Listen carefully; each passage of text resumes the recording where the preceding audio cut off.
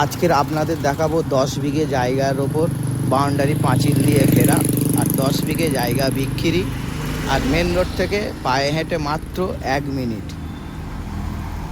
এই দিকে গিয়েছে বারুইপুর স্টেশন, আর এই দিকে গিয়েছে চাম্পাহাটি, নিউ টাউন।